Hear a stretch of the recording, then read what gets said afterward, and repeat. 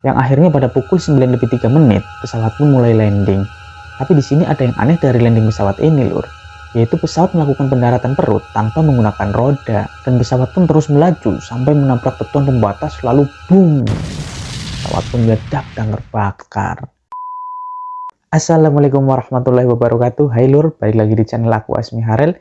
Dunia penerbangan kembali berduka setelah pesawat dari maskapai Jeju Airlines Korea Selatan mengalami kecelakaan. Pesawat Boeing 737-800 ini terbakar setelah menabrak pembatas beton saat melakukan pendaratan di Bandara Internasional Muon, Korea Selatan, tepatnya pada 29 Desember 2024 sekitar pukul 9:03. Akibat dari kecelakaan ini, 179 orang tewas dari total 181 penumpang. Sementara 2 orang dinyatakan selamat. 2 orang ini pun dikabarkan adalah kru pesawat. Nah, apa yang sebenarnya terjadi dengan pesawat ini?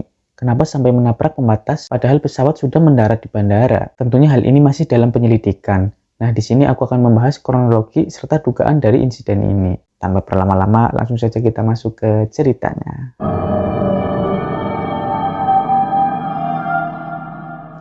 Oke, sebelum masuk ke kronologi kecelakaan, aku akan sedikit membahas latar belakang dari pesawat Jeju Airlines 2216 ini dulu. Jadi pesawat ini adalah sebuah Boeing 737-800 yang diproduksi pada tahun 2009 dengan nomor registrasi HL8088, yang berarti usia pesawat ini sekitar 15 tahun, Lur. Pada mulanya, pesawat ini dibuat untuk dioperasikan oleh maskapai dari India, yaitu Ryanair.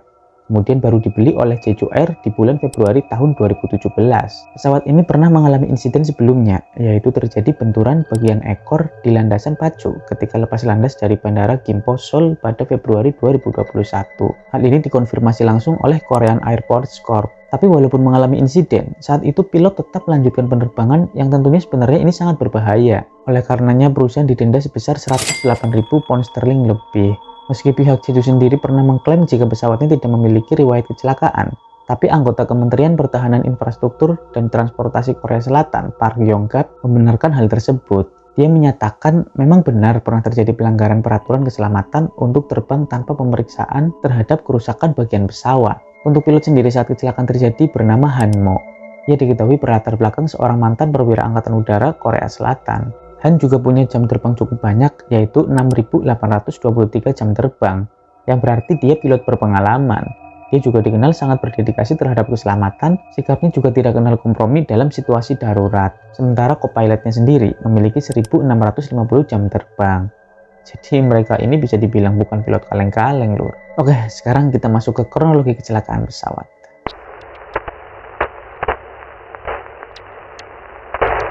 Pada 29 Desember 2024, pesawat lepas landas dari Bandara Internasional Suvarnabhumi, Bangkok, Thailand menuju kota Muon, Korea Selatan. Pesawat ini membawa 175 penumpang dan juga 6 awak pesawat, jadi total ada 181 orang. Kebanyakan dari mereka adalah warga Korea yang pulang dari libur Natal di Thailand. Tercatat hanya ada 2 orang Thailand yang ikut serta dalam pesawat tersebut. Di saat pesawat sudah dekat dengan bandara tujuan, yaitu pada pukul 8:55, pesawat dan kontrol tower sudah berkomunikasi dan mereka ini sudah setuju untuk landing di Bandara Muon. Sedikit informasi, jadi di Bandara Muon ini ada 2 tempat landing, Lur.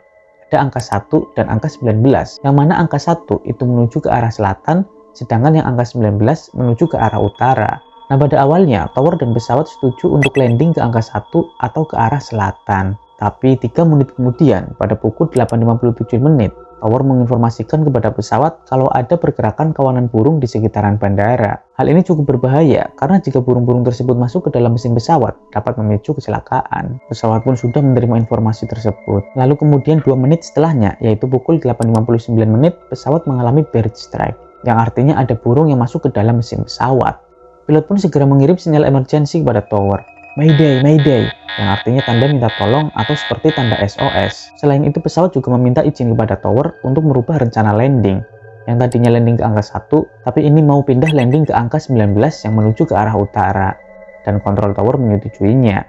Bahkan, pesawat pun bergerak ke kanan menuju arah 19. Yang akhirnya pada pukul 9:03, pesawat pun mulai landing. Tapi di sini ada yang aneh dari landing pesawat ini, Lur. Yaitu pesawat melakukan pendaratan perut tanpa menggunakan roda, dan pesawat pun terus melaju sampai menabrak beton pembatas lalu boom. Pesawat pun meledak dan terbakar. Dari kejadian ini dilaporkan 179 orang tewas, hanya ada 2 orang yang selamat, itu pun kru dari pesawat Jeju ini. Dan dalam tragedi ini ada kisah yang sangat mengharukan lur, yaitu ada orang Korea yang pulang duluan meninggalkan keluarganya saat libur Natal di Bangkok, Thailand karena ada keperluan kerjaan. Dia balik duluan ke Korea nih, terus keluarganya menyusul beberapa hari kemudian dan menumpang pesawat Jeju 2216 ini. Lalu ya seperti yang kita tahu, pesawat meledak dan semua keluarganya menjadi korban, yang mana ada 17 anggota keluarganya yang semuanya tewas terpanggang.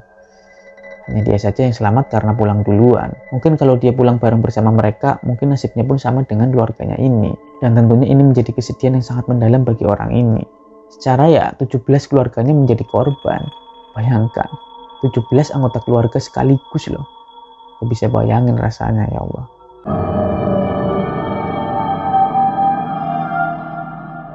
Pasca kejadian mengerikan itu, pihak pemerintah Korsel pun segera melakukan investigasi mendalam untuk mengetahui penyebab pasti terjadinya insiden ini. Meski fakta menyatakan kalau pesawat ini memang menabrak kawanan burung, sehingga terjadi bird strike, tapi kemungkinan dari efek bird strike ini sebenarnya tidak sampai mengakibatkan terjadi kecelakaan separah ini. Diduga ada faktor lain selain dari bird strike. Dan sedikit informasi mengenai bird strike. Jadi bird strike itu memang menjadi masalah yang sering terjadi pada saat pesawat akan take off atau landing. Karena memang biasanya kawanan burung ini berada di sekitaran bandara. Atau bisa saja terjadi di perjalanan pesawat di saat pesawat terbang rendah. Bird strike saat ini bisa terjadi kapan saja dengan beberapa variabilitas musiman karena pola migrasi burung. Efek dari bird strike ini dapat menyebabkan kerusakan pada struktur pesawat, mesin, atau sistem vital lainnya. Yang membahayakan itu jika burung terhisap ke dalam mesin pesawat karena dapat menghentikan mesin. Menurut konsultan penerbangan Philip Butterworth-Hayes, kecelakaan paling diingat yang diakibatkan oleh bird strike adalah kecelakaan Miracle on the Hudson pada tahun 2009.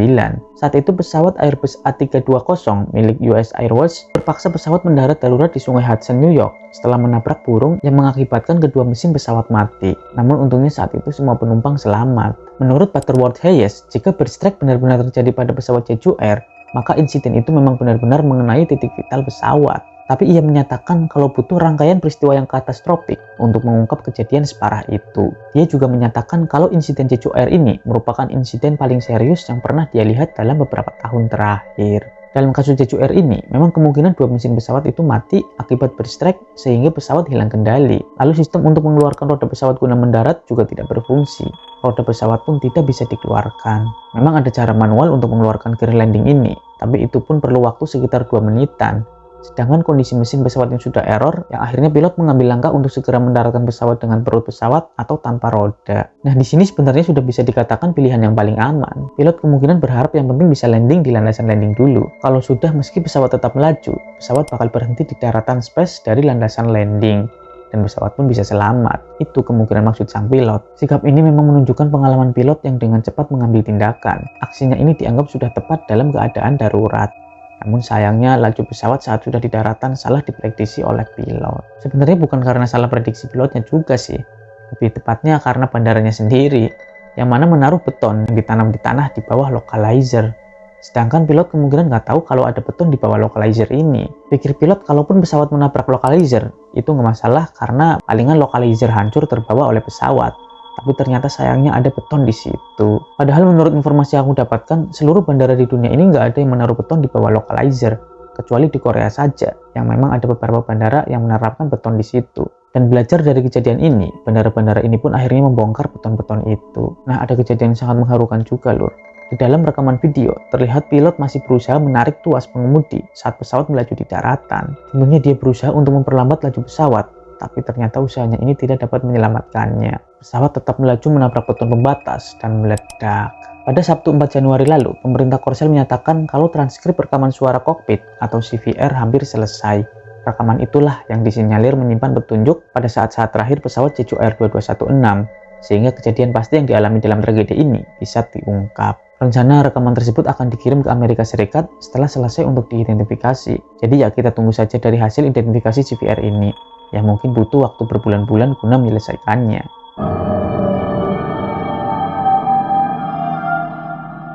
Nah, pastinya dalam tragedi ini begitu menggemparkan, dan dalam kondisi negara Korea memang sedang mengalami pergolakan politik, muncullah teori konspirasi terkait insiden ini. Yaitu ada beberapa orang yang percaya kalau kejadian ini sudah direncanakan guna pengalihan isu politik yang sedang kacau. Karena dulu pernah terjadi kejadian yang mirip-mirip, yaitu saat Presiden Park Geun-hye akan dilengsarkan pada tahun 2014 dan pada waktu itu ada kapal feri bernama kapal Sewol yang tenggelam. Tragedi ini juga memakan banyak korban, yaitu 401 orang. Nah, kondisi Korea sekarang yang hampir sama. Saat Presiden Yoon Suk Yeol akan dilengsarkan, terjadi kejadian pesawat Jeju ini. Dan korbannya juga banyak, yaitu 179 orang. Jadi beberapa orang percaya kalau ini sudah direncanakan untuk kepentingan pengalihan isu. Rumor ini lebih meyakinkan lagi karena adanya orang yang merekam pesawat ini dari landing sampai pesawat meledak. Jadi kok ada orang yang pas banget ngerekam kejadian ini dengan sangat jelas. Ini seolah menguatkan teori ini enggak sih? Dan saat dicari tahu siapa sebenarnya yang merekam, belum jelas siapa pastinya. Ada yang bilang warga, reporter, bahkan pemilik restoran di kawasan bandara. Tapi anehnya memang kok bisa tepat banget ngerekamnya ya? Aneh nggak sih lur? Ini kan sangat mencurigakan. Cuman ya tentunya ini hanya sebuah teori ya lur. Bisa benar, bisa juga salah. Yang jelas kita semua turut merasakan duka mendalam untuk para korban. Dan mudah-mudahan kejadian mengerikan seperti ini tidak terjadi lagi. Kita berharap juga untuk teknologi ke depan ada penanganan darurat yang lebih efektif ketika pesawat mengalami bird strike, sehingga kecelakaan fatal bisa diminimalisir. Ketemu lagi di video lainnya. Aku akhiri. Wassalamualaikum warahmatullahi wabarakatuh.